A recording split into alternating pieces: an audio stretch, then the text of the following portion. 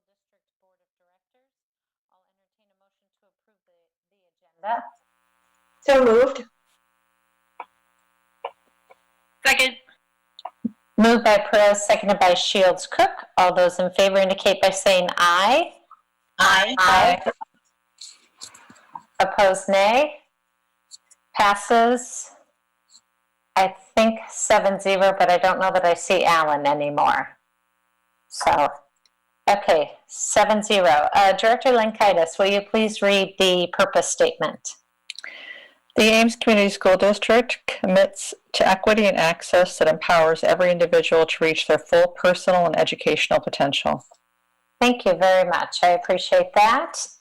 We will go ahead and open the public hearing for the 2019-2020 proposed budget amendment. If any of our attendees would like to speak, if you please would raise your hand, and Patrick Donovan will help us so that you can speak.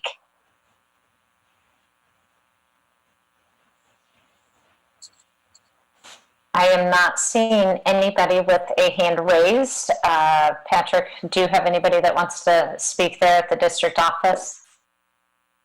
Okay. And Chris, anything received, public comments received to you? Nope. Okay, I will go ahead and close the public hearing on the 2019-20 proposed budget amendment. First update is the COVID-19 update. So I'll go ahead and turn it over to staff. We've got several things listed here as an update. So we, as I said last time, we are going to take time at the beginning of each board meeting and just give kind of a quick update on what's new or what we are working on in regard to the COVID situation. So I really wanted to start today off with maybe a little fun. We put together just some highlights, and I thought we would do this each meeting, just some fun highlights of our teachers and the creativity they put forth every day to try and reach our students. So to start with, and I think Patrick is in control of this. So to start with, we had our senior class honored in the teachers. The high school wanted to find a way to honor the seniors, and they've been looking for every opportunity possible. So with the help of Durham, thank you, Durham, the teachers were able to board buses and deliver signs to students' front yards. It was just, it was a great experience from what I hear from the teachers and students being very thankful for the opportunity to be honored by their teachers. And here's just some highlights of that. And then one of our students, Camille Jackson, I thought this was just a neat thank you to our staff, thanking them for their support and just the words of encouragement to the staff that really go a long way. And then Northwood always finds really creative ways to reach their students. They have created a YouTube channel, and so they launched this YouTube channel, and each day it's full of like number of the day, word of the day, and then funny videos from teachers. So it's a way to engage their students and have some fun along with their students.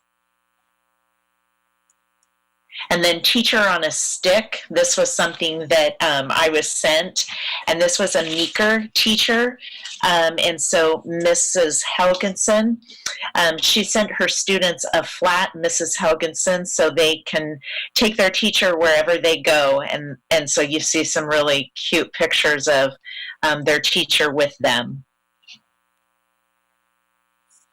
So I just wanted to take a quick opportunity at the beginning of every meeting and just highlight some of the cute, fun things that are going on out there, and show appreciation to our staff for their continued efforts to be creative. And I had one teacher tell me, it took me, what did she say? I think it was 2 or 3 hours to create like a 3 or 5 minute little video clip because she had to learn the program and all of that. And so I'm reminded constantly, it's those things that they don't look like a big deal, but they're really, they're new learning for all of us. And so I thank the teachers for their dedication and their commitment to engaging our students. And I hear positive things from parents and students all the time. So very much appreciated. The next item that I wanted to talk about was calendar for 2021. I'll let Dr. Hawkins come on. He's been working with our cabinet and our teaching staff and also our principals to just kind of finalize a 2021 calendar. As I mentioned before, that we had hoped that we would be able to start a little bit early. The governor had originally waived the start date. As you know, we can't start before the 23rd, but she came back with another proclamation saying that if we started before the 23rd, it would have to be in addition to our normal school days. And so, of course, we don't have the funding to provide salaries and transportation and all of the things that would go with starting early. So, Dr. Hawkins, would you like to speak to the calendar? Sure. I'll address it for just a few moments. Has the board seen a draft of the calendar? I don't believe so. Okay. All right. So again, I will speak briefly to the process that Superintendent Rice. Is it not? I'm sorry, Dr. Hawkins. Is it not attached? I don't see it attached. Yeah, I'm more than happy to speak to it. I don't know that I prepared this board agenda form, so that's okay. I'll do my best here.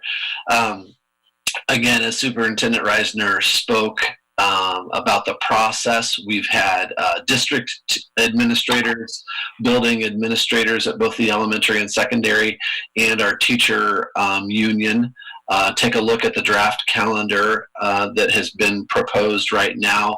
All of them excited about the idea to try to capture a few more student contact days. That was a priority in our calendar.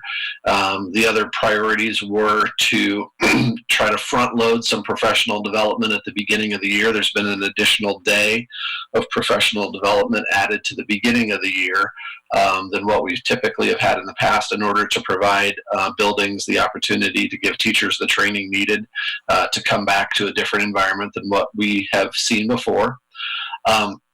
There is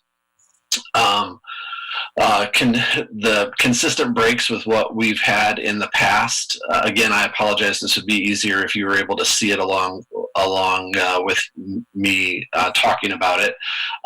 Spring break still aligns with Iowa State University, and they're because of some of the extended contact days and professional development days front-loaded into the calendar in the first semester. There are a little bit. I believe there's 2 days added to winter break and another day added to spring break. So a little bit longer breaks to balance out some of those additional time. There's no additional contact or contract days, so the calendar costs us the same amount of money, but it does increase professional development time and increase contact days between teachers and students. Can I ask a question? Of course. I'm just curious if we're going to keep the schedule, the early release schedule at elementary, and then I think at the middle school and high school they were doing something else. Is that going to stay? Yeah, currently we do have that in as the same for next year. So we have not looked at any changes to that at this point. Yep.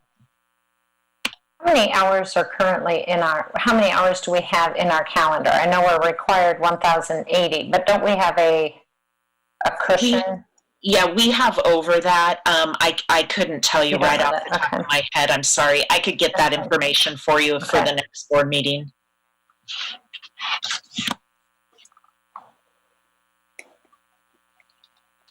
All right. Any other questions on calendar? What is the start date again? Is it August 20? Because we went back to the original, right? 23rd?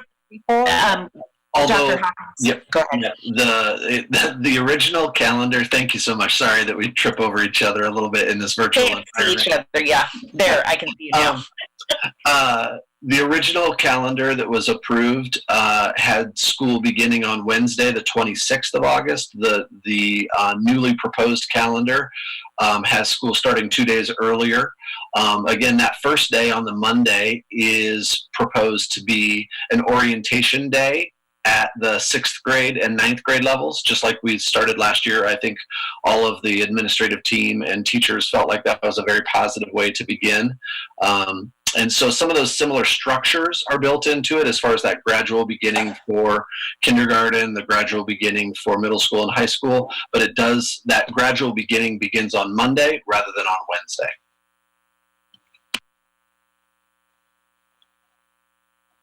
Or I should say, I apologize, it's proposed to begin on Monday as opposed to Wednesday. And so we'll bring the calendar back to the board for approval.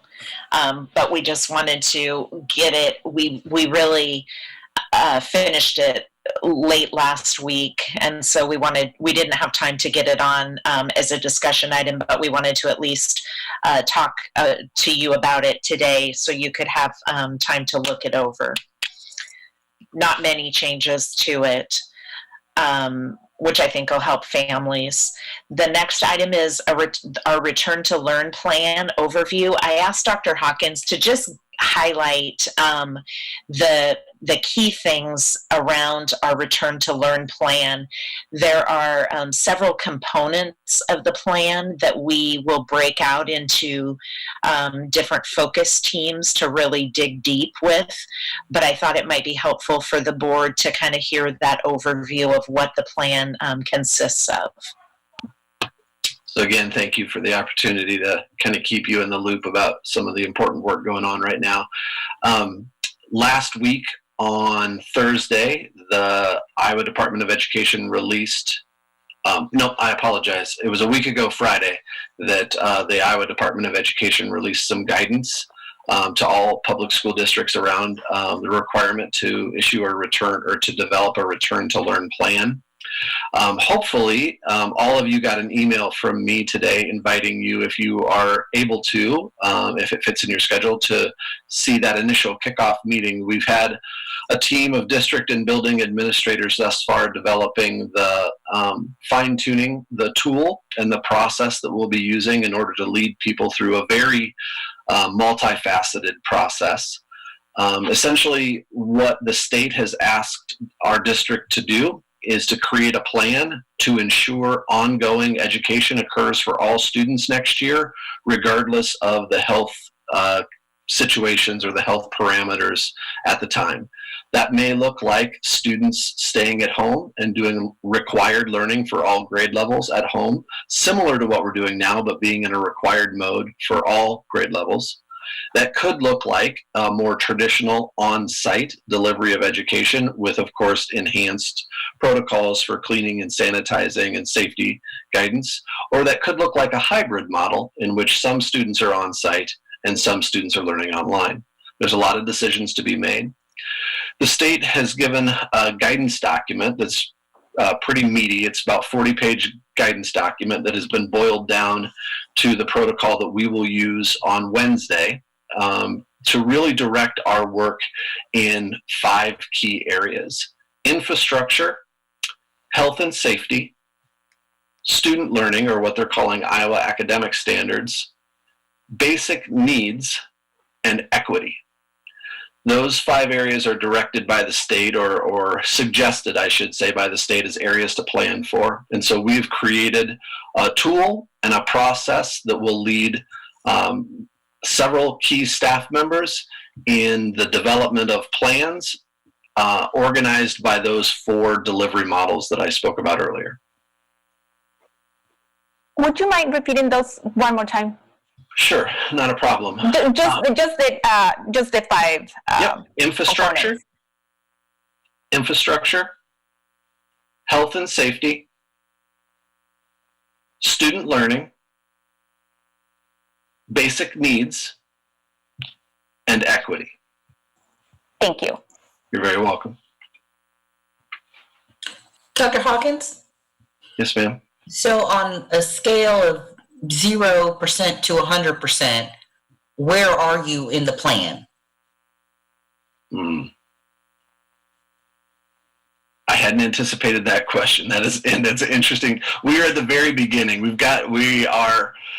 I feel very confident in the organizational approach we have to this, but we have not started answering those questions nor building internal capacity to implement the answers we come up with. So I would say we are less than 10% into this planning. Okay. I appreciate that. And that's totally fine because, this is so complicated. I guess some of the things that I'm thinking about, what I would hope to hear in a plan, and I don't know how those 5 areas would require this, but I'm wondering how, and I'm thinking, again, about how Iowa State is kind of planning to respond, and I'm wondering what your thoughts are about the potential for capacity reductions, right? Like, it's even, you can't even get into the Walmart now, right? It's like the building has to operate at 50% capacity. And so that would kind of speak to that hybrid model. And then secondly, if you could speak to where you would consider concerns from parents who, no matter what plan you come up with, don't want to send their children back to school. Well, that's a great lead into one of the unique ways in which we are going to approach our planning. So, as I mentioned, the state, first of all, to be very transparent, the state only requires that we have a plan for continuous online learning. That very first delivery. That's the only requirement from the state of Iowa. However, they strongly encourage us to consider the hybrid model and the on-site things that we would do to mitigate concerns. In Ames, we've talked about the need to have 2 hybrid models. The first would be to address exactly what you addressed, and that's those capacity concerns. What if the health parameters or the guidance from the state or the county would limit our ability to have a certain number of students in a building, in a classroom, on a bus, so on and so forth. And all of those questions are being considered and pondered. And I don't want to get ahead of the team that will do that work, but some of the ideas that have just been generated in some very initial brainstorming have been, of course, about maybe half of the kids come in the morning, maybe the other half of the kids come in. That would be at a 50% ratio, of course. Maybe there are certain classes that need to be held on site because of the nature of the course, and maybe some curriculums are easier to facilitate online. Another idea that, again, these are very initial brainstorms, would be maybe we have certain learners whose needs would dictate that they need to meet every day, and other learners whose needs would tell us they maybe don't need to be on site every day. Again, some really rough sketches. However, the second type of hybrid plan that we will be talking about with these planning teams on Wednesday is precisely what you've just identified. What happens when the state indicates that it's okay to go back, and we still have students and families and potentially some staff members who just don't feel like it is in their safety interest to return to school? So we will have we will have these expert teams broken in these 5 areas, planning for both of those hybrid scenarios. One more driven by the health parameters and one more driven by personal preference. Thank you. You're very welcome.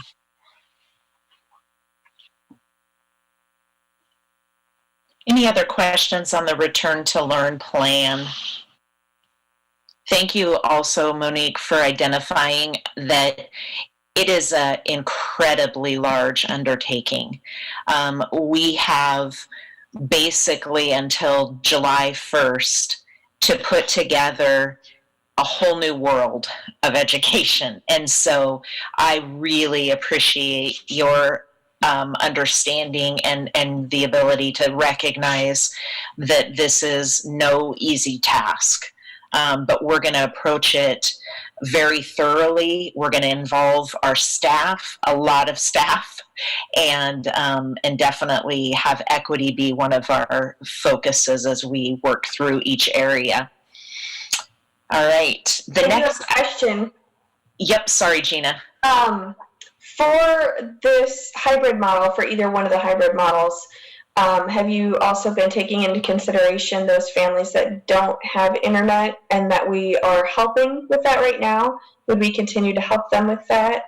Yep. Yeah. Well, great. If there's no other questions, this leads right into the tech update. Thank you for saying that. I'm really proud of how we have worked to get technology to all of our learners who may not have it. Never will I say that we've reached that point where we've got 100%, but we are really doing well, getting more and more and more. So I really applaud our tech department and our staff on that. So Patrick, would you like to give a quick update? Yeah. So as of right now, or approximately, that should be good. We've given about 1,400 Chromebooks out to students in the elementary level, which is what we normally wouldn't do. We've been able to connect families with internet through our regional connections. Like what I mean by that is our internet at 4 of our elementary buildings. We were able to extend that to parking lot, working with Iowa State, working with the city of Ames. We have mobile hotspots at the secondary level that were pushed out to families. We're also, last week, we were able to connect some families up through a program through Mediacom. Mediacom has a couple programs available. One is available to families qualified for free and reduced lunch, but we also went through another program similar to that where we purchased the internet to be installed in their homes. We kind of looked at those families with a high need, focusing at the secondary for some kids who needed to finish courses, to get credits and all that. We were only doing a small batch this time to kind of end the school year, to kind of see how that goes, so we can see this as an option in the fall, to see how easy it is to get them connected, how easy it is to support, what type of connections they get, knowing that even with this, we sent 23 addresses to them to look at to see if they can connect, and they weren't able to connect all 23 either due to infrastructure issues or because they actually already had internet, so there was a miscommunication at some point. But those modems were delivered last week, and I'm going to be hearing back from them this week to see how they're being used. They can give me a heads up if they're not getting any internet out of some of them, so if we need to make a connection with the family. And this is kind of going to give us really good information for what we need to know to do for the fall. So we'll be looking at multiple options for the fall. There's not going to be one single solution that's going to fit for every family, but this is part of that return to learn plan. Is we're going to look at the internet infrastructure, what we will be providing to families, what are our different options. And I've been able to communicate with a lot of different tech directors around the area, seeing what everybody's running into, what are they doing, just so we can kind of see what are those options out there. And families will be able to, except for seniors and outgoing students, we're going to let them keep the devices over the summer. But first week of June, we'll be collecting senior devices and then devices from any families who didn't want to keep their device over the summer or any students who are leaving the district. Otherwise, then we will be collecting those devices in August. And one thing I'll be talking with later is our device refresh that's coming up in August, which is actually very beneficial timing for us on this. And then Director Perez, we will still have ways that families who absolutely cannot and don't have internet can do different sources, such as we've been doing the packets that that they pick up at the grab and go. We've made arrangements to deliver those to students who don't have access to getting to the grab and go sites. So that will continue as part of our plan as well. And that's one thing I forgot, was that we also made use of flash drives to download videos and documents onto, since those can work on a Chromebook offline. So even a family that didn't have internet access at home, we were able to provide them with a Chromebook, and then we deliver the flash drive weekly so they get some of those instructional resources, so going beyond just a paper packet, but still something they can use. And we looked at ways to even have that be a back and forth communication down the road. Any questions on the tech update? I have a quick question for Patrick. I actually got an email from a senior a couple of months ago before all this hit the fan, and I've been meaning to ask you, and I keep forgetting. This reminded me. She wanted to know if seniors would be able to purchase their, you didn't even finish. We get that. That's actually a question we get pretty much every year, which is unfortunate because of the funding we use to do that. We can't. It's not something we really can do individually. And I'll talk that a little bit more during the device refresh, but it is something where we'll be keeping a good number of those devices on hand, but we will be, hopefully at some point later in the fall, those will get sold off. Yep. And I'll add also that Iowa code requires that if we are going to sell district properties, we have to make it generally available to all of the public.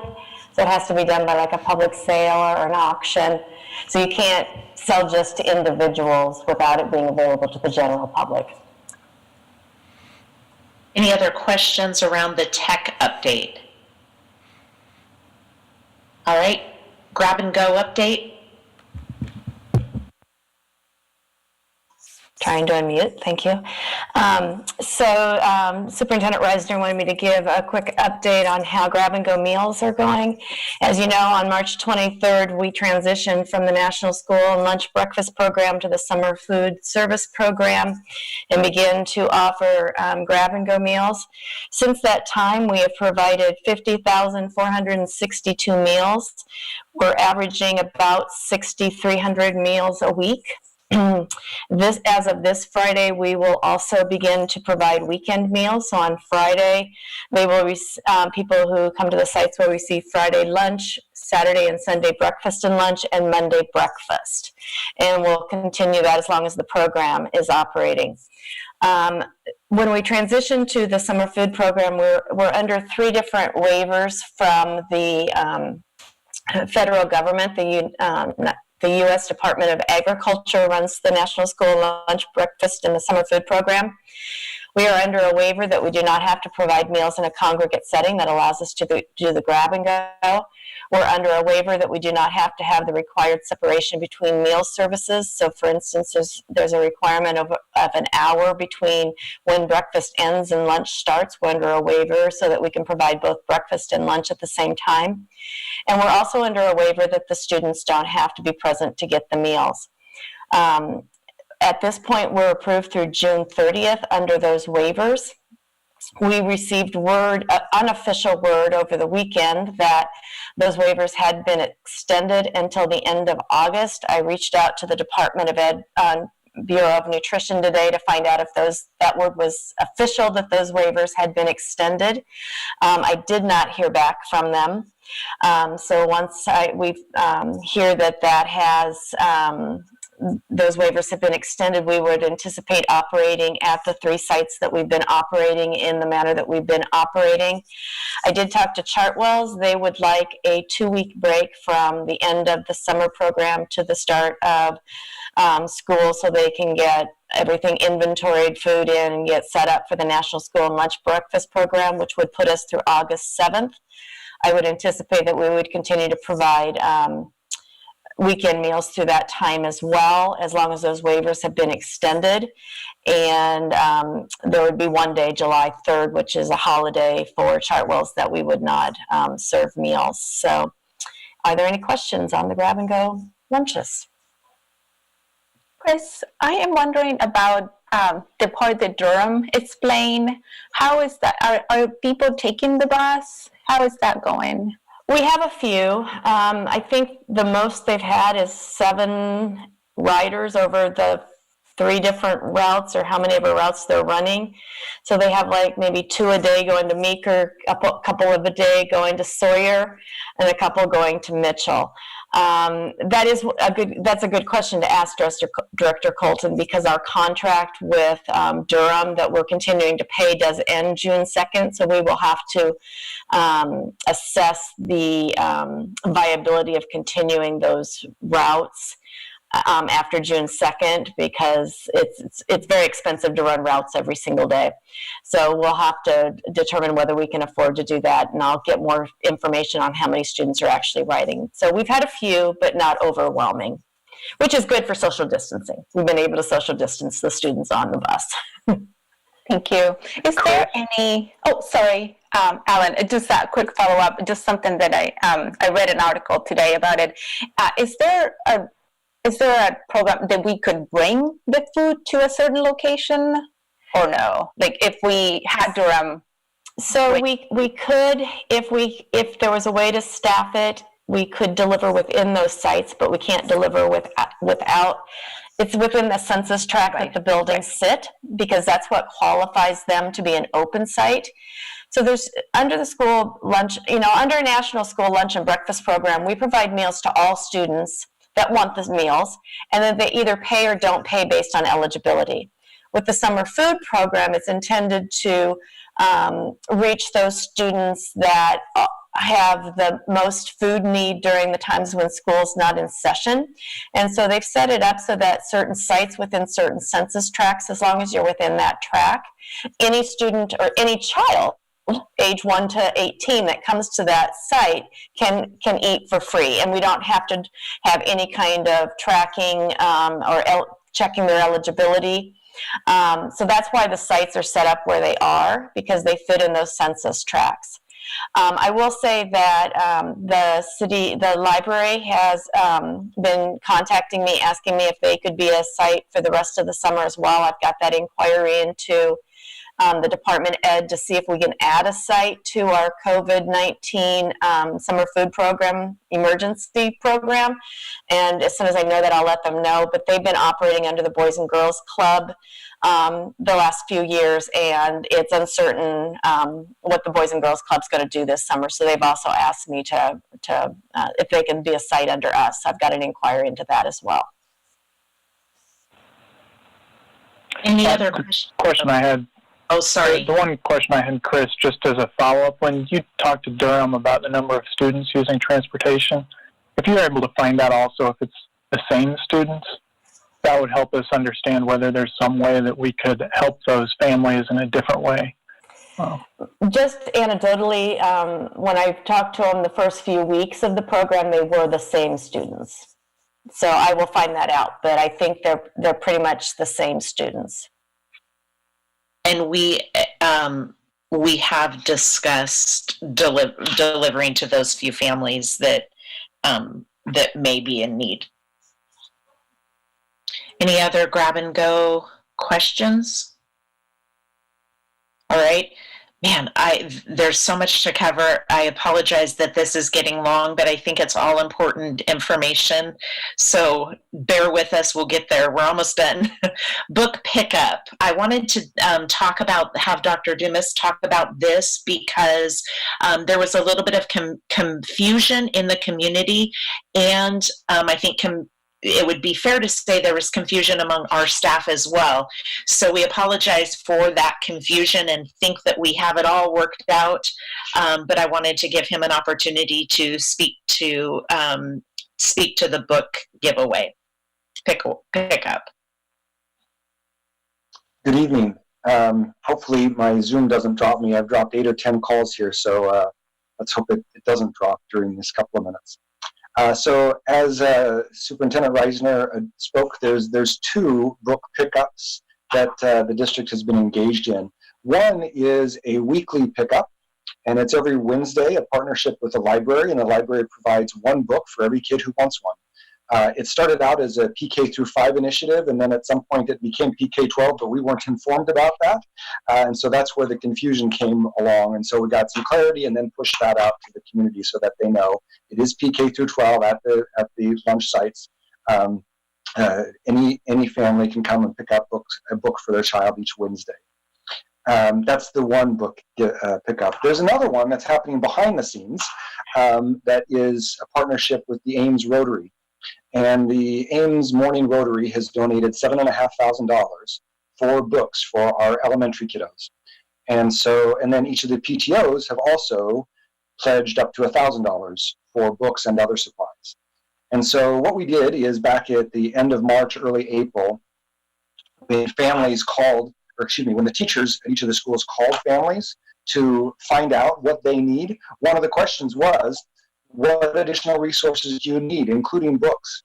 And books was the number one thing that families needed at that time. And so based on that data, these are the kids who need books. Then we identified staff in each building and the one success teacher in each building, then worked with classroom teachers to find out, based on the kid, their areas of interest, their reading level, what might be some books that would be good for them. And then the library then has ordered those books, and we're in the process of actually they've been coming in over the last couple of days, and we hope to deliver those to those families specifically in the next week or so. We were hoping that they would all come in last week, and we'd be able to get them out with families when they came to pick up their students' belongings this week. But what do they say about the best laid plans? That just wasn't able to happen as the books aren't all in. So those are the two different sets of book giveaway. One is for everybody who wants on Wednesdays, come to a book site or one of the meal sites and grab a book. The other one is targeted to specific families who made those requests. And so we'll be getting bags of books to those families here in the next week and a half. So I really thank you so much, Dr. Dumas, and I think you got done right in time because you froze. Can I point something out about that real quick? You bet.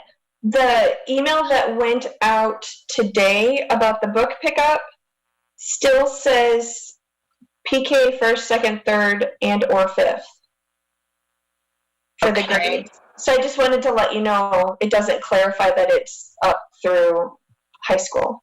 Was that our daily update or our COVID update that goes out to everyone? No, it was ACSD school board link and book giveaway reminder. It went out 3 hours ago. Okay, I'll check out where that's coming from. Thanks, Okay. I appreciate that. And then I just wanted to say too, I appreciate the parent who reached out to me because it wouldn't have been brought to our attention. We wouldn't have known that there was the confusion out there. So again, I always appreciate getting those emails. Please don't assume that we know, because many times there's confusion, and we'll solve it if we know about it. So thank you to that parent very much. And then the next item, educator spotlight, that was an accident. It was really, I already covered it in A. And so I had just a miscommunication with JD. So that's skipped. We have a lot of educators we could highlight. But I wanted to do the learning highlight instead. Thank you for bearing with us one as question. we through that. Oh, yes. I have one question on the book pickup, because it was something I had heard a question from the community, and that is, and it's probably more related to the return to learn plan. As you're looking at it, if we end up with a hybrid or a learn from home model, I'd had some community members ask me if there's any way to get access to textbooks, because there are some students that just don't seem to do well with the online books and routinely are using physical books at school, but they're not allowed to take those home. So if we could think about that too, because I think there's just some students that need that type of physical book. Thank you. We'll make sure we have discussions around that. Appreciate that. All right. Anything else on the COVID-19 update? Sorry, it takes a second to get your mute off. So, any other things? I realized I did not read our statement of public comments before everything, so let me read that quick, and then we will provide provide that opportunity if there are any comments from the public. Residents of the district, students attending the district, parents or guardians of students attending the district, and district staff members may address the board about any topic relevant to the district, whether on the current agenda or not. Those who wish to speak must sign up at the beginning of the meeting. Speaker participation is limited to 3 minutes once per item. The views and opinions of citizens addressing the board do not necessarily reflect those of the board, district administration, or staff. Speakers are to remember that Iowa law prohibits the board from discussing specific employees, students, or their performance. Student speakers will state their name and school. Others will state their name and address. So are there any attendees of our meeting this evening that would like to provide a comment on all of our COVID-19 updates? Just raise your hand as an attendee, please. We do And I have one. see, yep, Angela Shaw. We will give you access to speak, and you can go ahead and start speaking. All right, should be ready to go. Hello, Angela Shaw, 5411 Tennessee Street. Quick question. For the Return to Learn meetings, are those going to be public or are those private meetings that the public cannot participate in? My only question.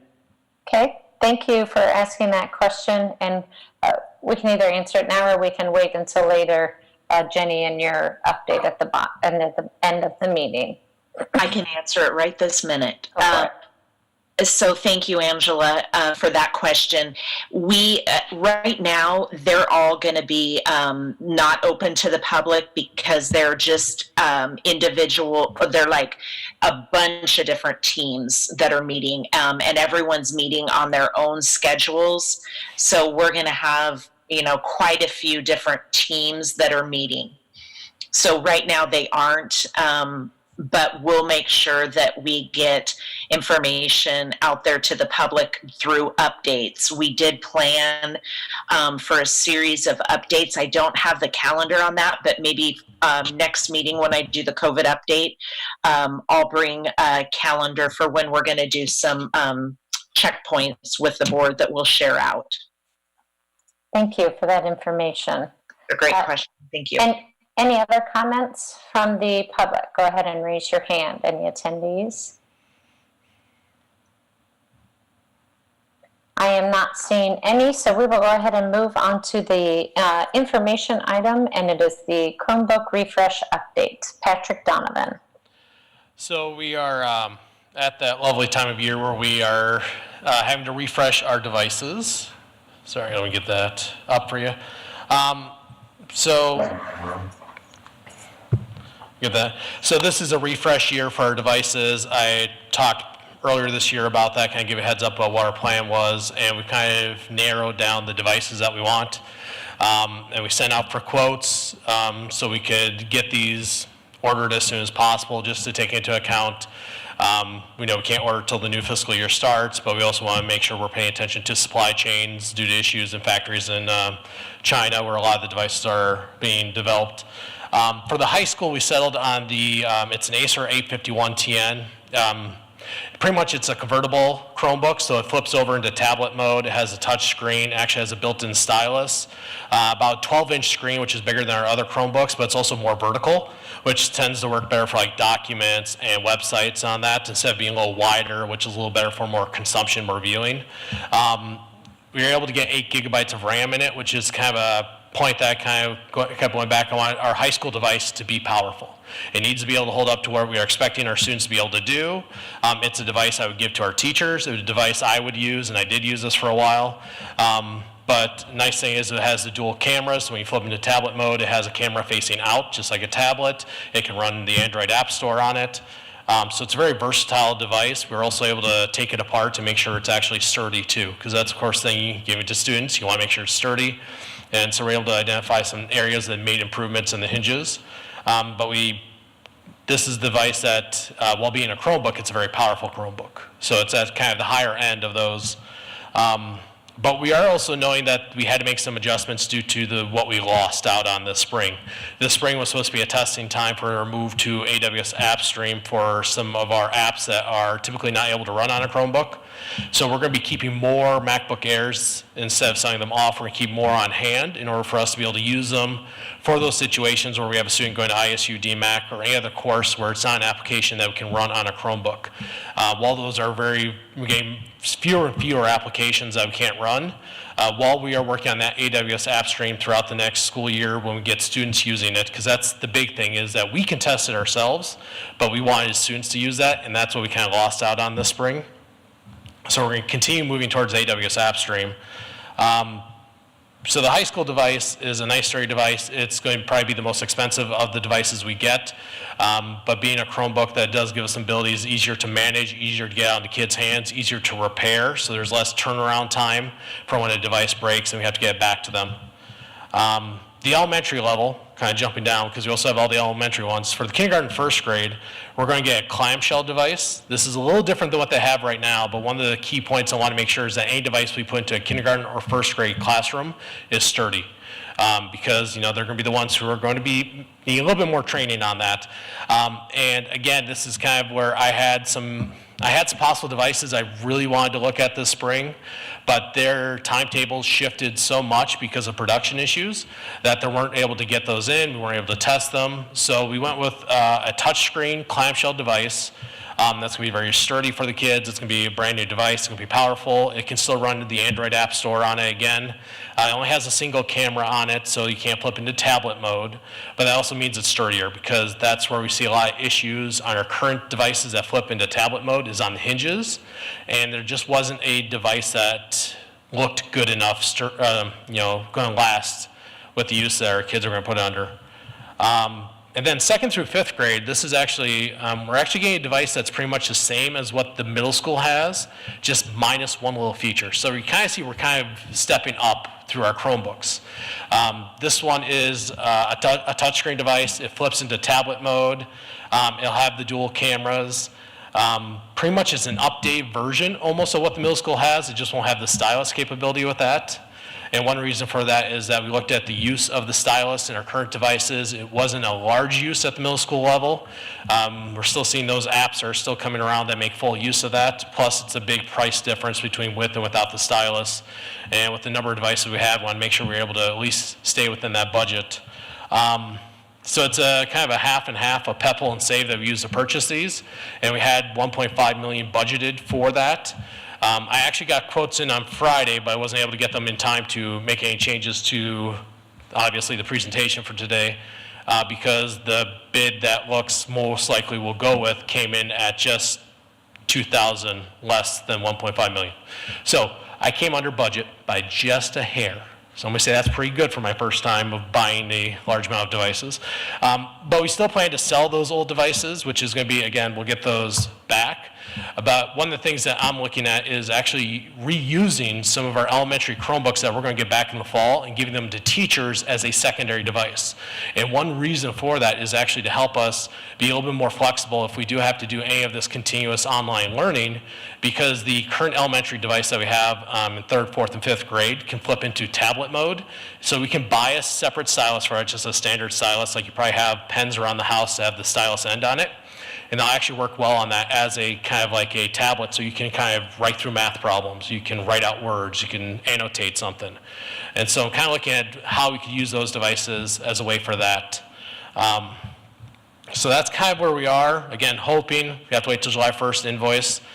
We get them in as soon as we can in July so that the classrooms are all ready at the elementary level with the carts if we need them. At the high school, we'll have those devices ready hopefully by the beginning of August. So that's kind of just a quick overview of the devices we looked at. And again, we were able to get some quotes in on Friday. I need to sit down and go through my rubric, but it looks like we got the quotes that we wanted in. Any questions for Patrick on the Chromebook refresh?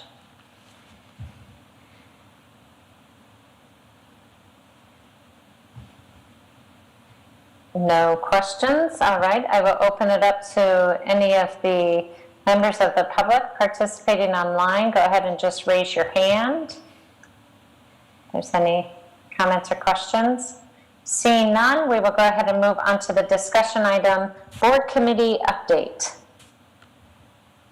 Any committees that want to give? We have 2 copies of minutes. We have from a facilities committee meeting and as well as an audit and budget oversight committee meeting minutes attached from those.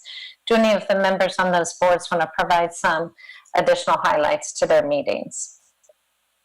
You can see in the notes from the facilities committee meeting, we had our normal construction update, and there's some other information people have seen from that with emails. One thing I wanted to bring attention to was Jerry and the district did do a cell tower assessment on renewing a contract with the cell tower that's on the high school land.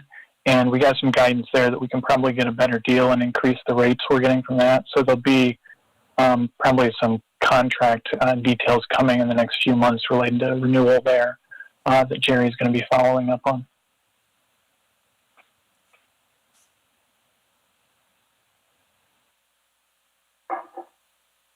I think on the budget and audit, it is, the minutes are there. I think Chris is going to continue to keep us updated on the budget impact as we continue to navigate.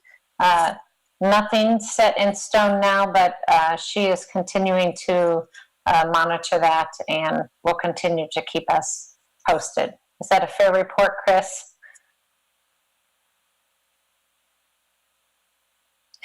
Okay, thanks. Okay, any questions from the public on our board committee update? I don't see anyone raising a hand. Do you, Patrick? Nope, I do not. Okay, great. Sorry, I had to move my screen. All right, I will go ahead and open the public forum.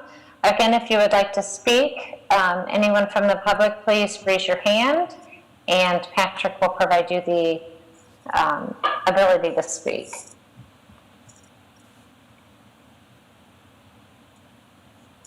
I am not seeing anybody raise their hand, so we will go ahead and move to the consent items.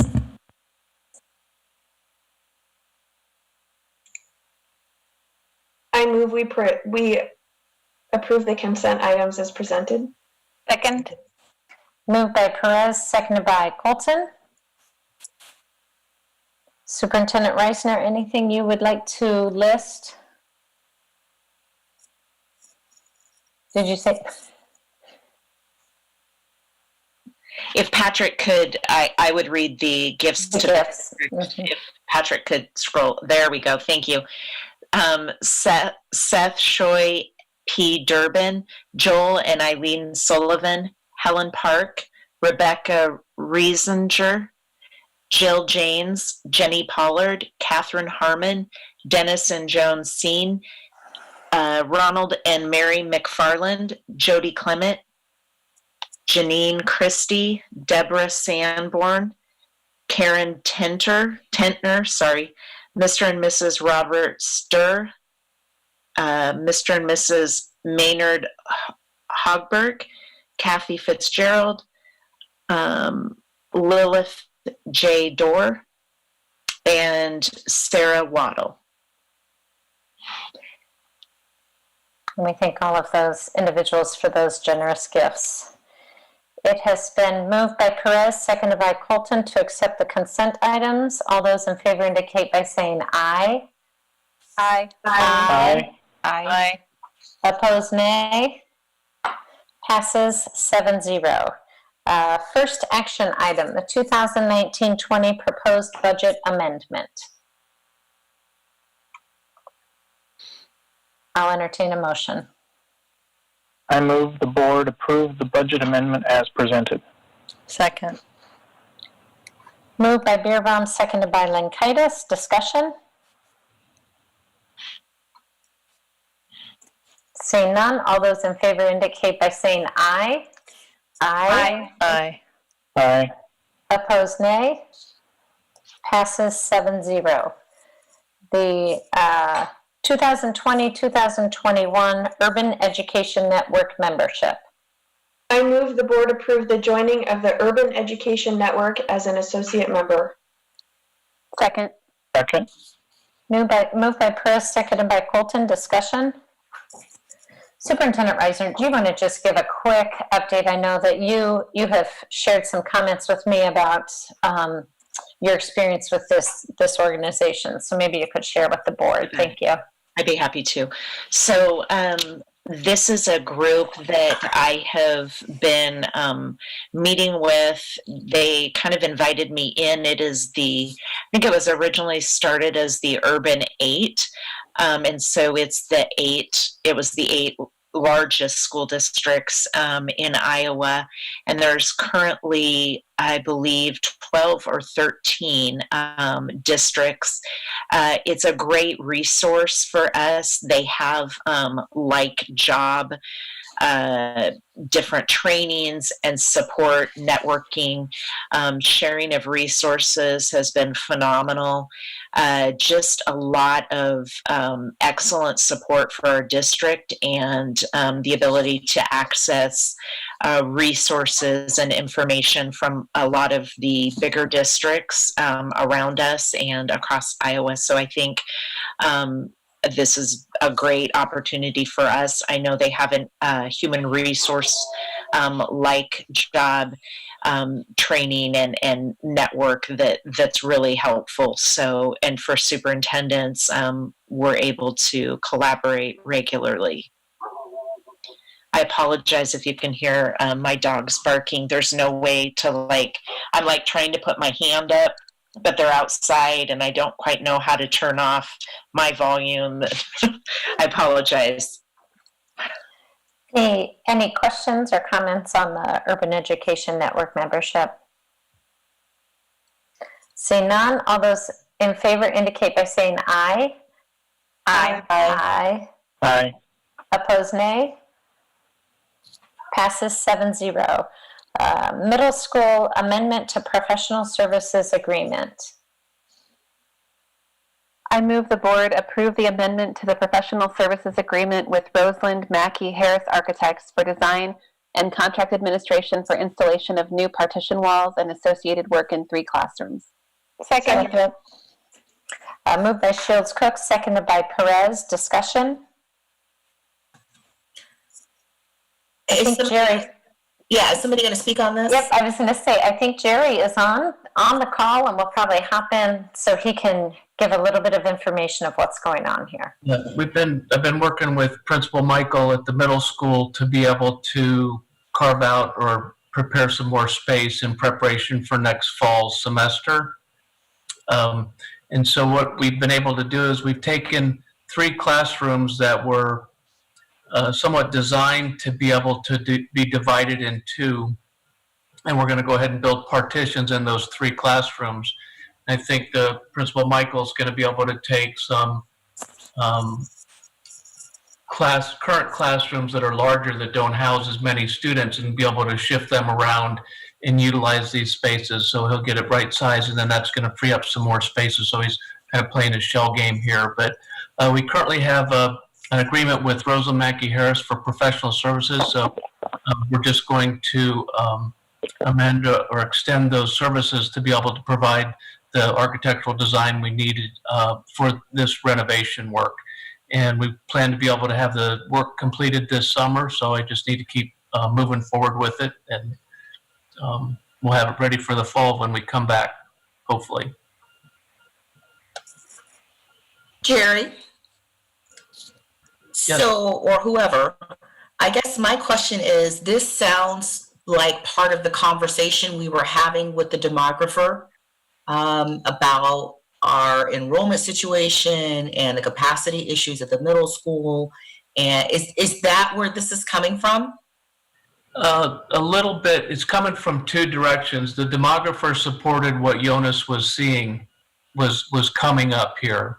So what we're doing is, and then the demographer's report kind of validated that too. So we're kind of working 2 items in parallel, but it is for the same purpose, and that's to be able to provide some adequate space for students. I guess that's where I'm struggling. I'm just not clear. So, because I think part of where my concern is I thought we're trying to be very thoughtful and mindful about the way we were addressing these enrollment challenges. And I didn't know we were at this point yet. And so I apologize if I missed an update in the facilities committee. I don't know if this had been discussed there.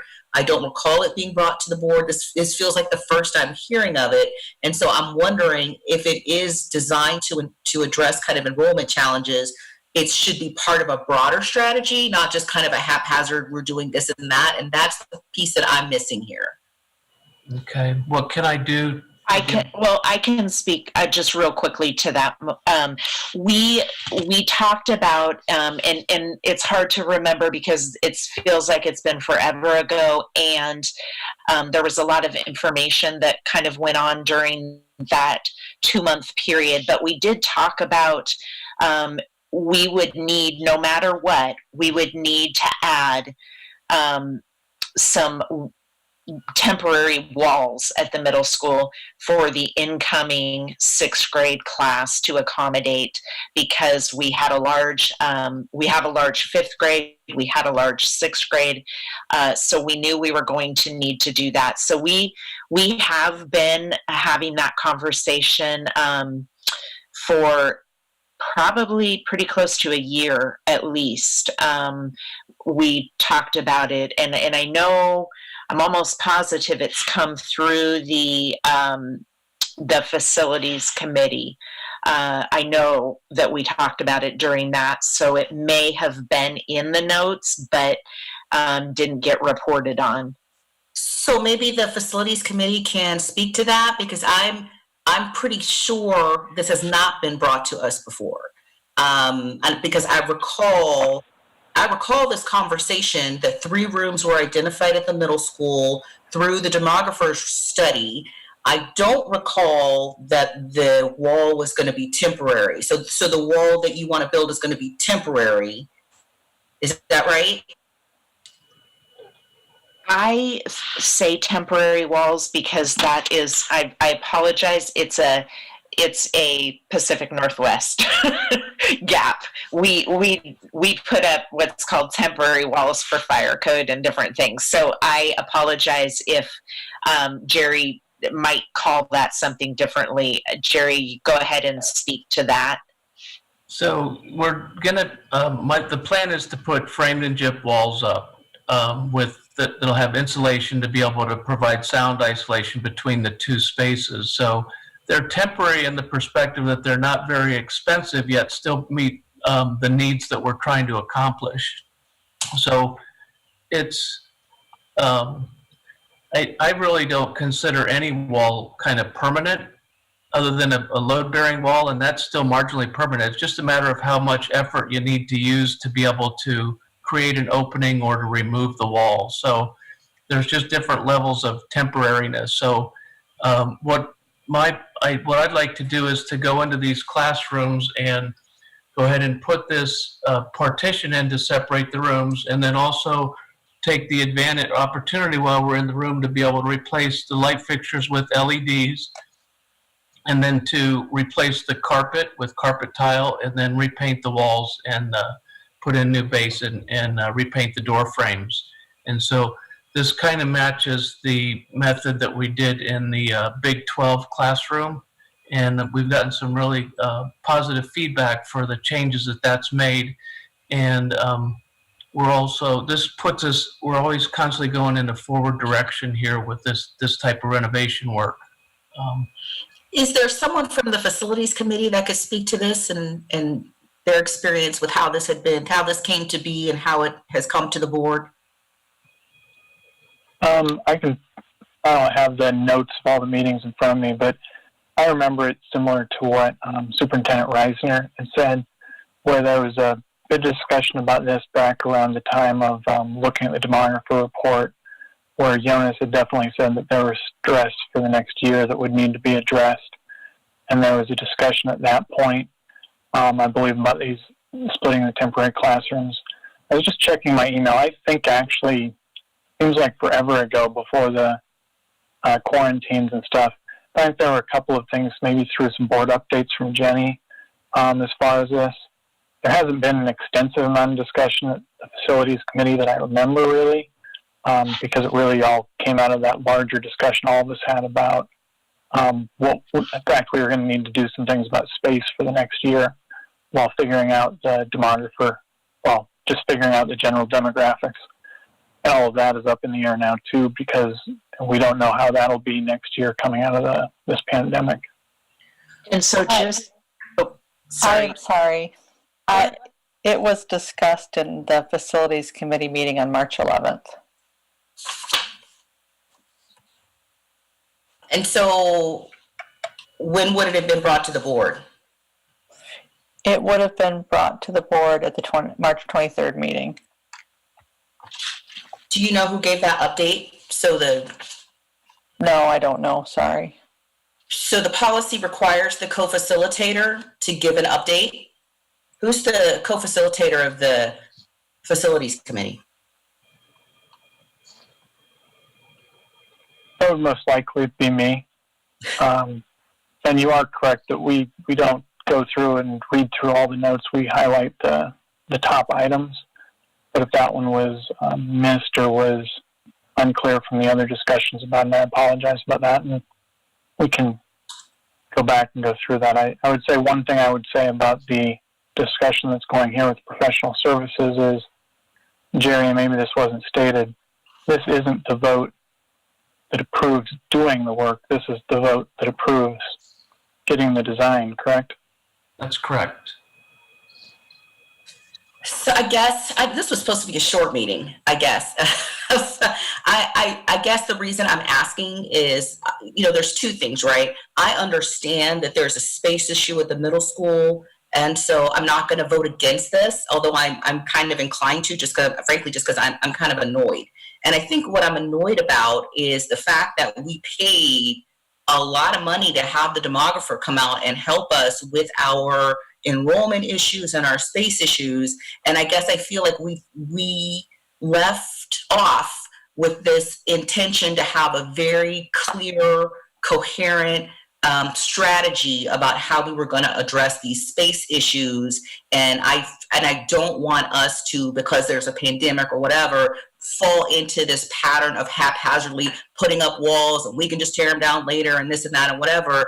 I feel like if we know we need to get to that issue, and so I want to be sure it doesn't get dropped off the agenda, or that decisions just get made willy-nilly and we spent all this money but now we have to go tear it all down because it wasn't meant to be a long-term solution. So that's really just what I'm reacting to. Just also, I want to point out, and Jerry, I don't know if you said this, but this would be helpful for the board to also know.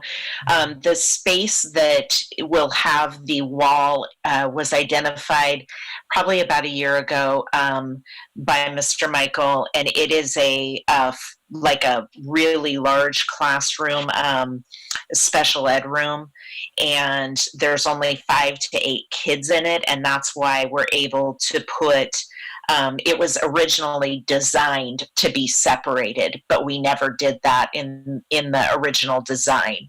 So this is the space that was originally designed to have that wall.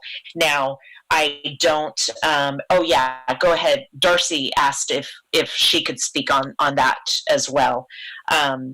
And so I'll let Darcy real quick jump in with that area, because I think it's important discussion so that we all understand what that space is as we move. 3 spaces though, right? It's 3 rooms that you want to turn into 6. So is Darcy going to talk about the 3 rooms or one of the 3 rooms? I'll talk about the 3 rooms. I can talk about the 3 rooms. They're mirrored rooms, and Jerry, I believe they all are, meaning there's equal cabinet space on both sides, and there's door entries already on both sides, and they will have now a wall going down the middle, and they're currently, 2 of them at least are currently special ed rooms, but they will become special ed rooms. There'll be resource rooms for special education. Resource rooms, typically the students are out in the general ed classroom over 80% of their day, but they come into the special ed classroom for some specially designed instruction during the WIN period, and then sometimes again later in the day during during a time in the schedule when it works for the students. So we typically never have always less than 10 kids in there at a time. So the rooms will be of adequate size and have adequate storage. And though, like Jerry said, I guess no walls permanent, I think it is meant to be permanent. I mean, I don't see anything in the near future why we would change it. The size will be nice, won't be much different than kind of what we've designed in the new high school for resource rooms. We do believe those rooms don't need to be as large because we want kids out in the gen ed setting, and we want gen ed teachers and special ed teachers working together out in that environment. So I do remember us talking about it when we did have that big meeting with the demographer. I can't speak prior to that, but I know at that meeting, I recall Jonas saying, when we had to go through and talk about, do we have a solution for some of this? As in elementaries, we're saying, I have a flex room that meets this need and I can meet this need. Jonas had indicated then he could meet that need because of the plan to divide these rooms. Any other questions or comments? Appreciate all of the discussion and clarification of any information. So it's been moved by Shields Cook, seconded by Perez. All those in favor indicate by saying aye. Aye. Aye. Opposed, nay. Passes 7-0. Next item, middle school custodial office change order number 1. I move the board approve change order number 1 to Story Construction Small Projects Group in the amount of $5,632 for the middle school custodial office project. Second. Moved by Benkin, seconded by Lankaitis. Discussion? Jerry, you want to give a quick overview of what it is we're doing here? We have just a couple of quick little cleanup items here related to this project. This custodial office project allows a space for our custodial staff to congregate before work. They also have the ability, or we're also going to have computers there because we require them to access computers for emails, to put in work orders and things. And so this place separates it from the staff lounge, but it also provides the countertop and resources for being able to do what we're asking them to do. And so as part of this project, we had a couple of changes that came up within the process and a correction. One of them, we had designed, or originally had designed a space underneath the cabinets for an under-counter refrigerator. And we decided we'd use that for cabinet space instead. And we also had indicated or intended on putting a mop sink in a mechanical room, and that didn't get caught on the drawing. So that would have been in the original work that was scheduled for the scope. And then there was a building code compliance we had to do regarding roughing in some sink piping and drains. And then there was a little bit of makeup work that we encountered too, which is repairing a cabinet in the weight room and then putting the finished ends on it. So we were able to accomplish all of that. And this is the project's ready to be completed. And so this will be the full extent of the change orders for the project. Okay. Any questions? Seeing none, all those in favor indicate by saying aye. Aye. Aye. Aye. Opposed, nay. Passes 7-0. Next item, new Ames High School award testing, adjusting, balancing services. I move the board approve the award of testing, adjusting, and balancing services to SystemWorks, Inc. in the amount of $134,640 for the new high school construction project. Second. Moved by Shields Cook, seconded by Beerbaum. Discussion? Go ahead, Jerry. So testing, adjusting, and balancing is kind of a fine tuning. Once the installation is complete, we've got the equipment in, the ductwork's in, the piping's in, and so on. Then this testing, adjusting, balance is a service that is commonly included in the construction work. This particular one, and because of the high school, I like to have these services contracted directly with the owner rather than embedded within the project under a contractor and subcontractor. That way this service is provided as an agent to the owner. And so they're working on our behalf and they're working for us. And so we were able to get the report and then follow up through with that. So it's an essential service, and I think this is the best way that I prefer to be able to award these services because they're working for us and they answer to the owner directly. Any questions? All right, seeing none, all those in favor indicate by saying aye. Aye. Aye. Aye. Opposed, nay. Passes 7-0. Next item, donation for gym upgrades in the new Ames High School. I move the board accept the donation of $195,000 from the Harrison and Brittany Barnes Community Fund for upgrades to the competition gymnasium in the new Ames High School. Second. Moved by Beerbaum, seconded by Perez. Discussion? Superintendent Reisner? Sure. I want to, I guess, first just take a minute to say what an incredible giving opportunity this is for us and the example that this sets for our community.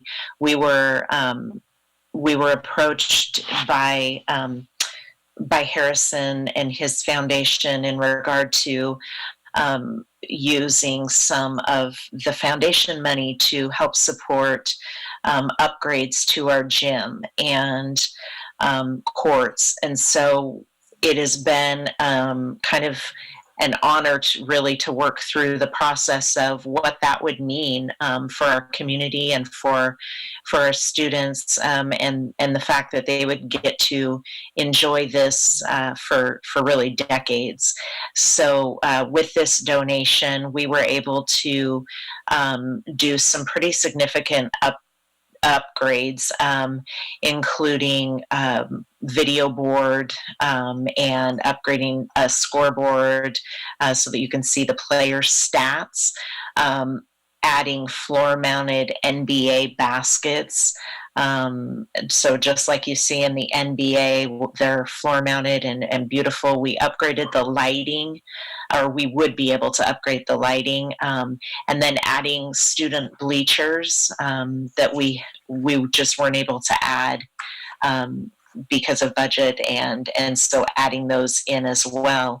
And so then just some other things, there's a remaining balance that we would be able to upgrade trophy display cases and things of that nature. So I just, I bring this really with honor to bring this to the board, and just humbled by the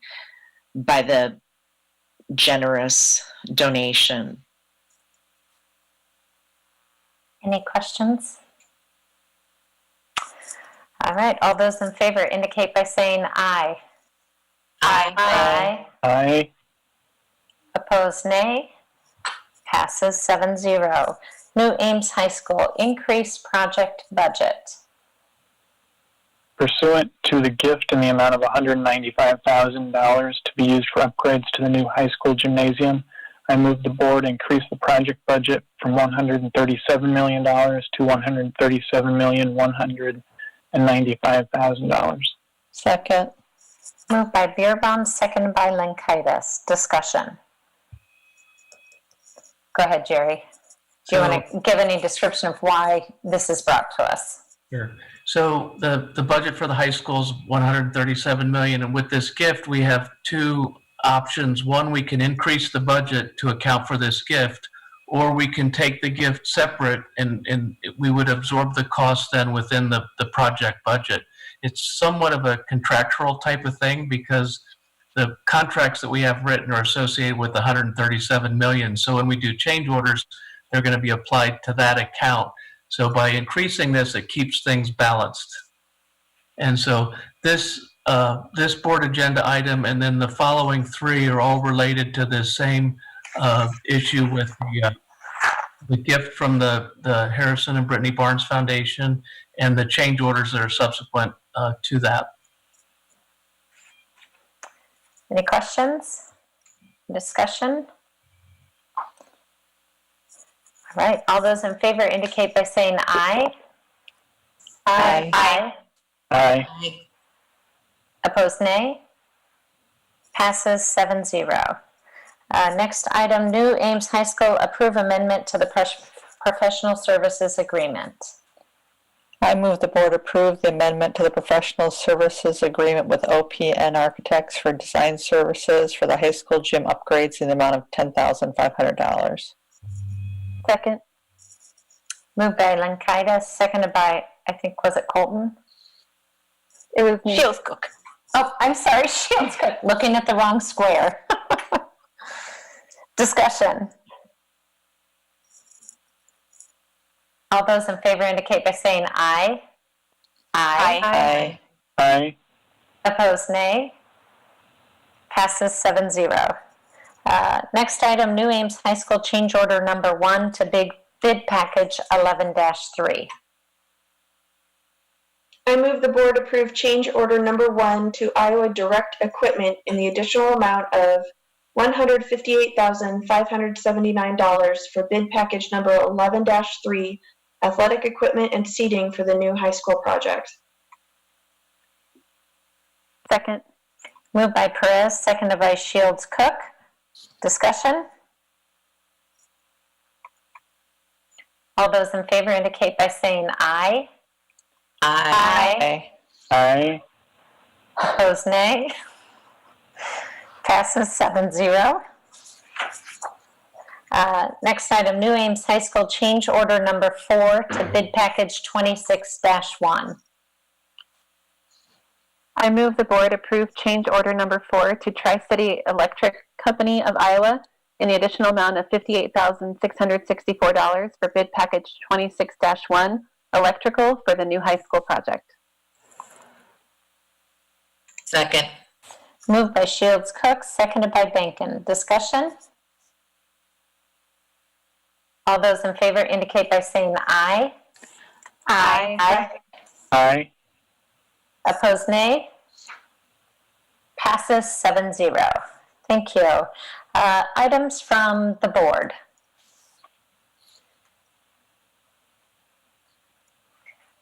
I will just go ahead and speak of to the incredible opportunity we were provided tonight with the generous donation from the Harrison and Brittany Barnes Foundation.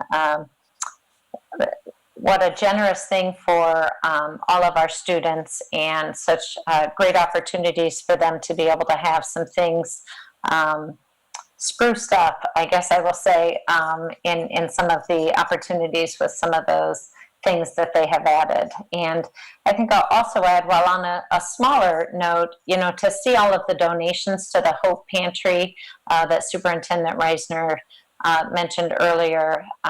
When you look at that in combination with the Ames Morning Rotary, the PTOs, and all of the different organizations that are continuing to reach out to help all of our students and families, is just a really inspiring thing to see. So I just want to thank everyone for all of their generous donations, no matter the size.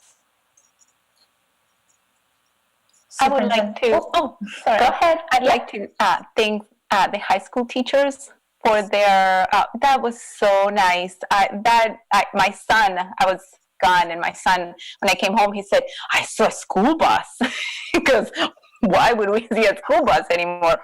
So it was so neat. And my neighbor is a senior, and I saw the sign, and I've seen them on my walks, and it's just such a funky way for the seniors to end their public school career. So, and I love that the teachers did that. So thank you to the high school. Thank you for mentioning that, Jemette. Any other comments? Oh, Gina? I appreciate the elementary school teachers too, because they keep posting books that they read online, and I keep sharing those, and it's really exciting for kids to see their teacher reading a book. So yeah, thank you for all of that as well. Any other comments from board members? Go ahead. One comment or request I had is, I know with all the pandemic stuff that's happened in the past couple of months, it feels like that's all that's been going on. But I know before that we were talking about like the panorama survey and some of the other information we were trying to collect from the community. As the school year effectively is coming to an end, I just have a request maybe that if, at the next board meeting, maybe we could start to see some of that, just so we can start to plan for next year and how we've been doing and what we could do better. That would be great. Any other comments from board members? All right, items from the superintendent.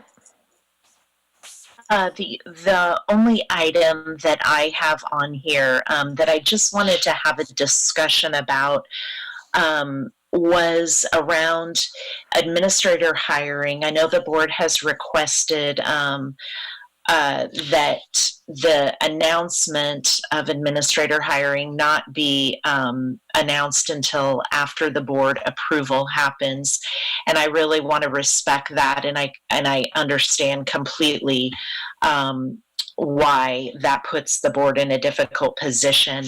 One thing to note, we always make the announcement with the caveat that this is the hiring upon board approval.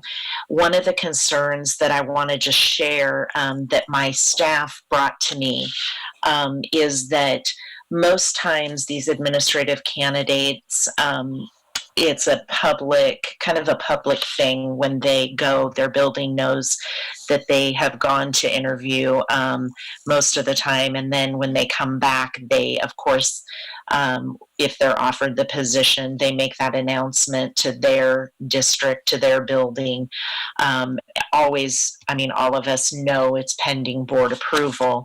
One of the concerns, I think, is that that then gets out and our staff first finds out about it from a board report versus us being, you know, that first line of communication that this is who's been selected pending board approval. And so I've just really been trying to figure out how to best meet both needs. And I'm just not sure we can, but I wanted to have that discussion at the board table because I certainly want our staff to know that we value their input and we want to give them the announcement as soon as possible.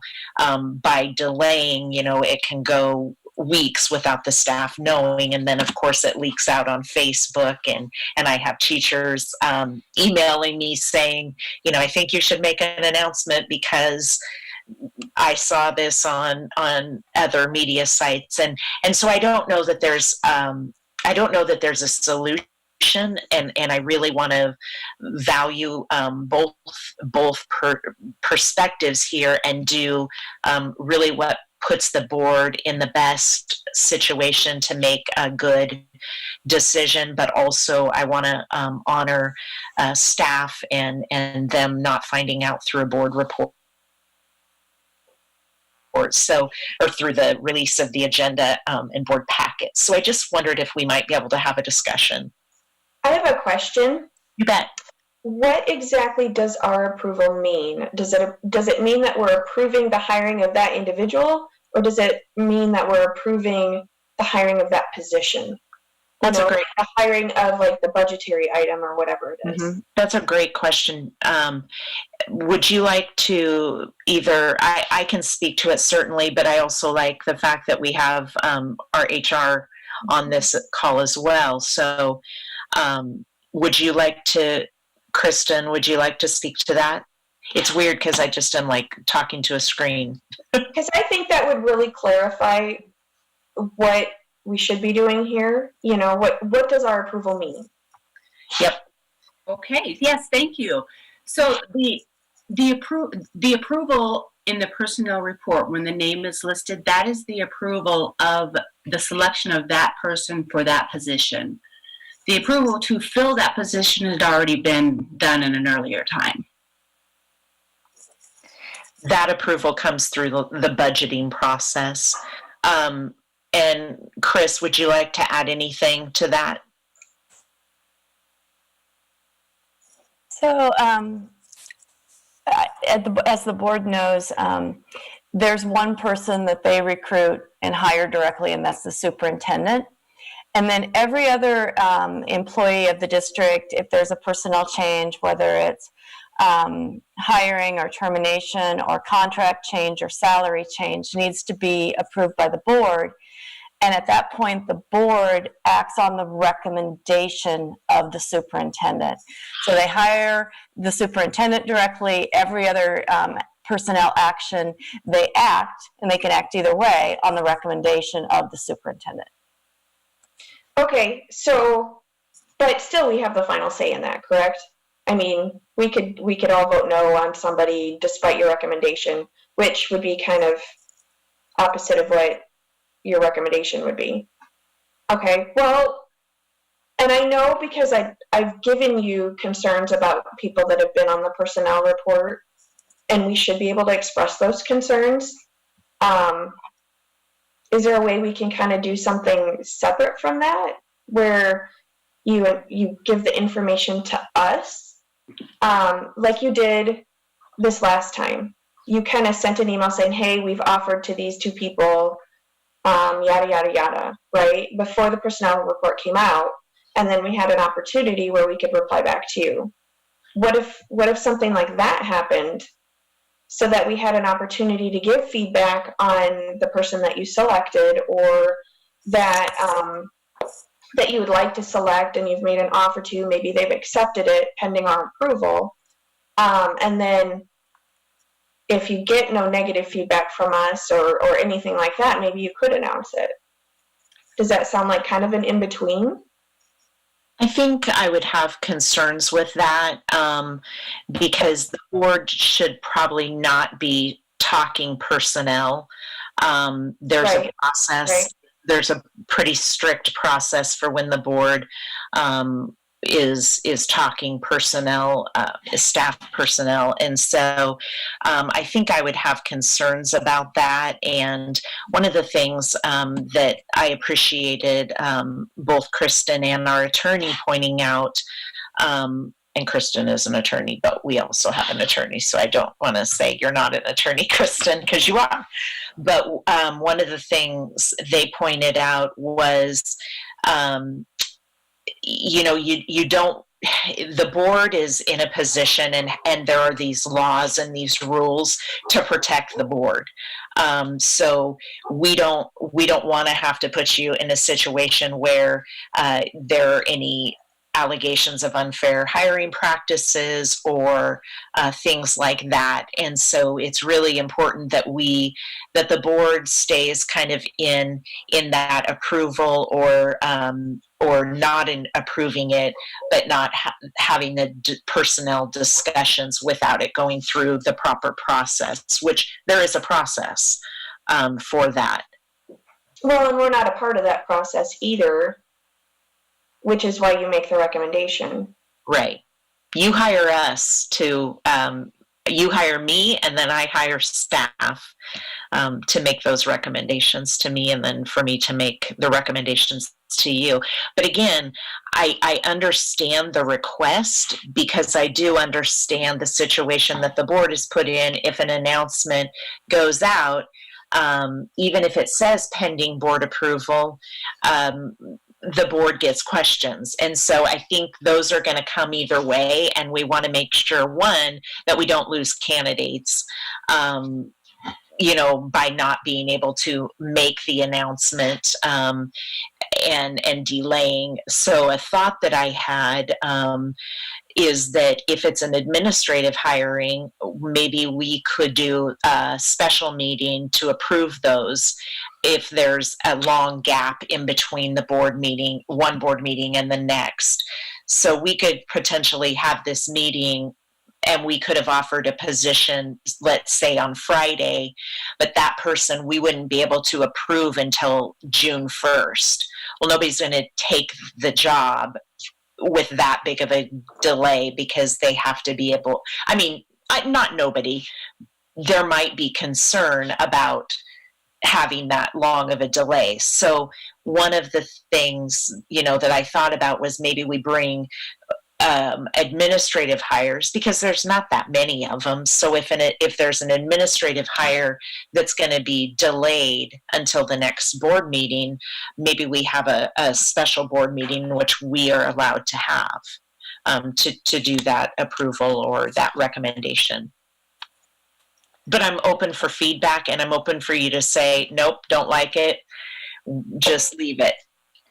I was actually going to recommend the same thing if it was appropriate. At some level, it's more fair to the candidate than it hanging over their head waiting for the board approval. So if we can call a special one just for that purpose, I would be for that. Well, And I like that idea. Well, I just need some clarity, Jenny. What would you be defining as an administrative hire? I would say any principal, assistant principal, or district level administrator.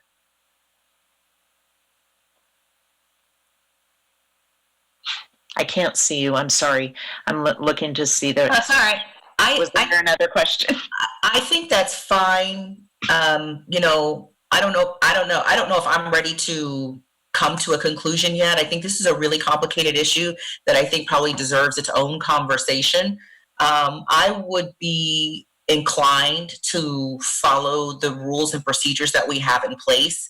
I think they are in place for a reason. I think that we can actually get ourselves into a lot of trouble by announcing a position early, and then the board takes away that, doesn't approve that position. I can only imagine how humiliating that would be professionally, and actually even in some ways potentially damaging. So I don't think that the other way is really that much more help. I have applied for and received jobs where the expectation is that I keep my mouth shut until the I's are dotted and the T's are crossed. So I guess I don't understand why that can't happen, especially with these high-level positions where confidentiality is really one of the initial expectations. So I guess I think there's just a lot I don't understand about why we would need to change the process. And I think I mentioned this to you earlier, that one of my concerns is I think changing the process in some ways dilutes. I think it runs the risk of making the board look like a rubber stamp, and we're not. And I think that's my concern. I think it undermines the board in ways that are probably that no one intends. And we haven't had that discussion yet. So I haven't heard a good reason to do it any other way. I'd maybe be fine with this middle ground, but I think there's probably some more things we need to think through. I think one thing that you said there, Monique, that I was just reflecting on when or if this has been an issue for me. And really the only times for me it's come up is kind of that when maybe a community member informs me that they found out about a hire before I did, and I haven't approved it, and then that, puts me in a position that looks like I'm a rubber stamp, or that it's not been involved the board in a high-level position.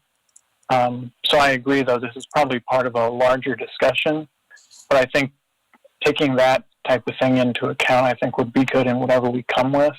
I hadn't thought of that middle ground, but if that's workable, maybe that's possible. I'd want more time to think about it, though, and what some downsides to that might be. I do hear what you're saying, Jenny, that for some of these positions, having a quick turnaround is important because people want to know, do they have the position? Mm-hmm. Because they're competitive positions. Right, yeah, exactly. Well, I think that I just appreciate the feedback and the conversation. It is, the change for us is that we won't announce them. That is the change, because we've always announced them, and that's consistent with all the other districts. They make that announcement pending board approval. So the change would be not announcing them.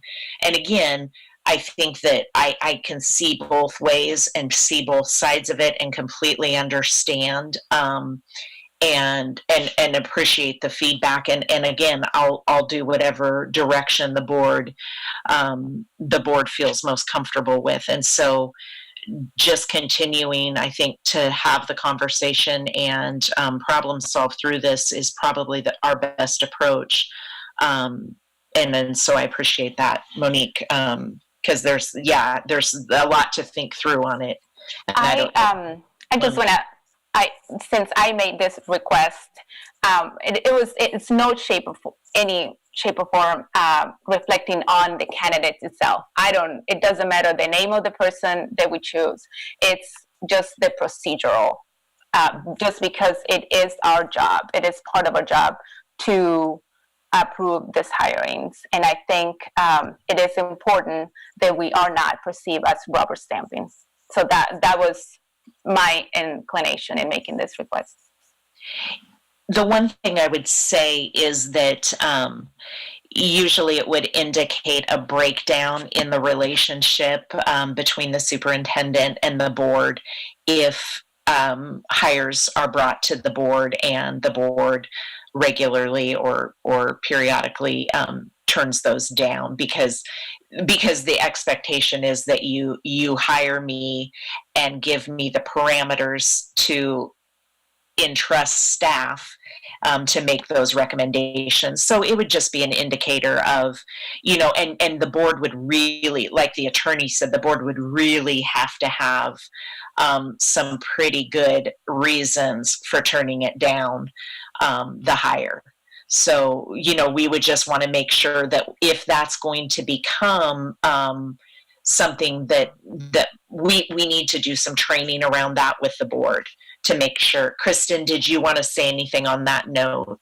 Yes, it is really important for the board to remember that the board is not doing the hiring. The board doesn't get into the hiring process. The board approves the hires that are made. And the board needs, there's a process in place, and we are following that process, and we are following the board policies. And there has to be, we hope that there is trust there that when those processes are followed, we are getting the best candidates for the positions. But if there is a danger if the board gets too involved, which the system is not intended to be that way, as Jenny said, or as Superintendent Reisner said earlier, there is a danger of potentially opening yourselves up personally and individually to claims of bias and other improper, making decisions based on improper reasons. I think I'm being misunderstood, because in no way I'm not advocating for that at all.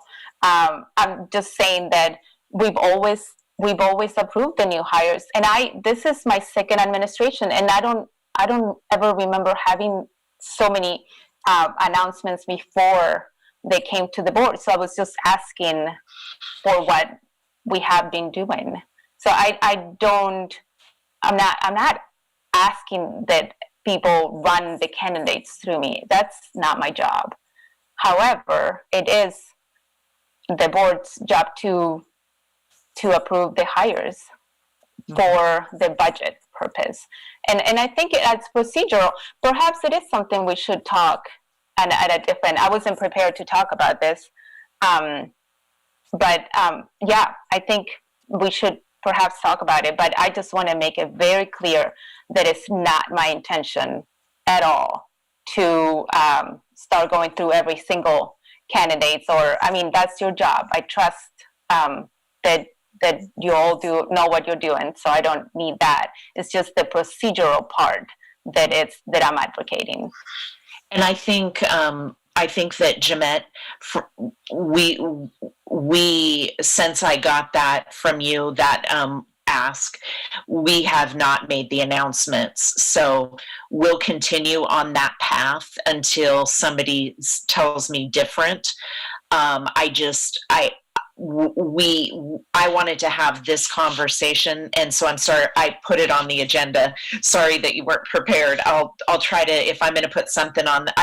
My goal is to have these discussions at the board table rather than in any different way, so that we can all participate. But what I will do, we won't make the announcements, and then we can kind of see how that goes and problem solve along the way if there are challenges, then they'll come to light and we'll know, well, here's the challenges.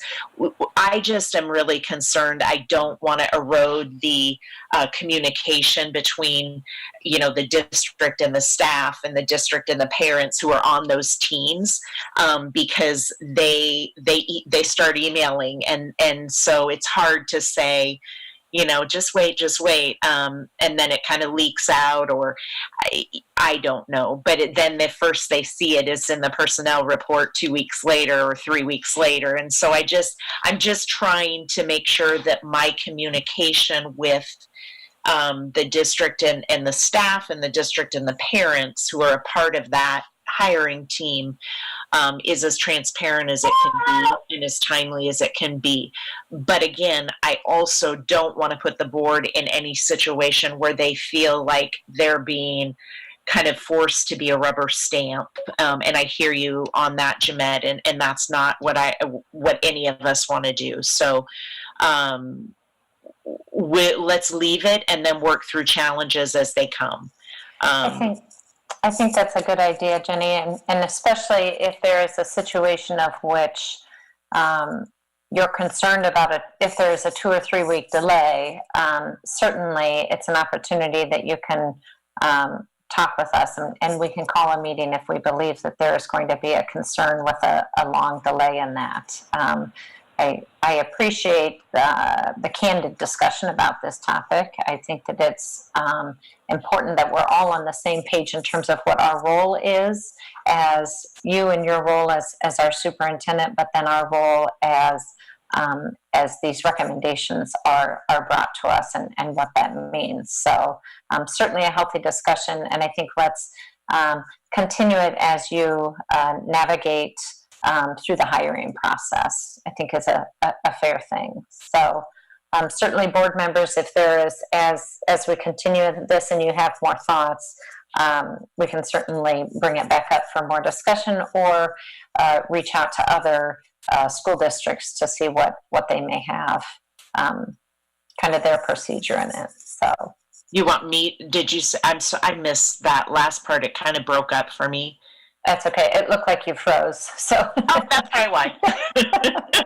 So I think let's just continue. If there's more conversation to have, board members, let us know. And if need be, we could certainly reach out to other districts to identify if there's different ways of going about this. So did you have any other items? No, Jenny? I did. Okay. Anything, let's see, the board planning calendar. Our next meeting is June 1st. And I don't think that there is any other things to highlight on the board calendar. I will go ahead and entertain a motion to go into closed session. I move the board go into closed session as provided in section 21.51 of the Open Meetings Law to evaluate the professional competence of an individual whose appointment, hiring, performance, or discharge is being considered when necessary to prevent needless and irreparable injury to that individual's reputation, and that individual has requested a closed session. Second. Moved by Beerbaum, seconded by Lenkaitis, and this will be a roll call vote. Chris, you can go ahead and say the name of a board member. Director Perez? Aye. Director Lenkaitis? Aye. Director Franson? Aye.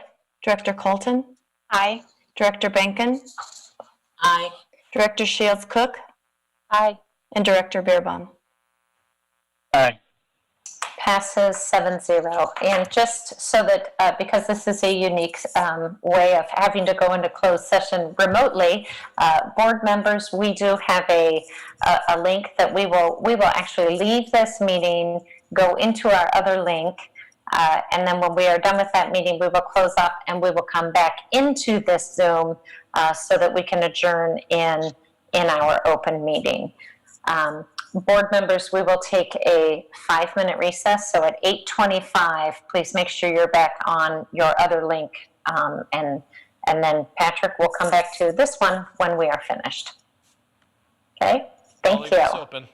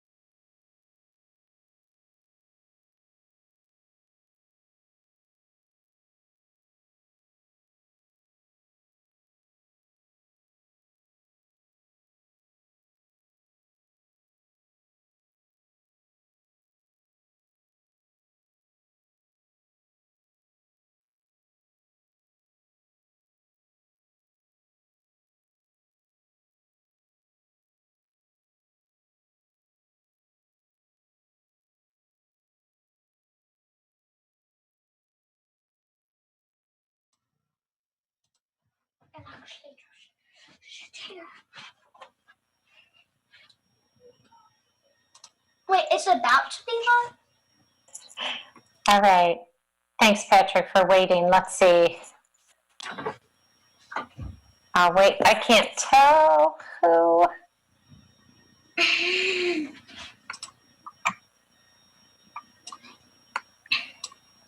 Michelle is not able to connect. I think we're missing Michelle and Monique.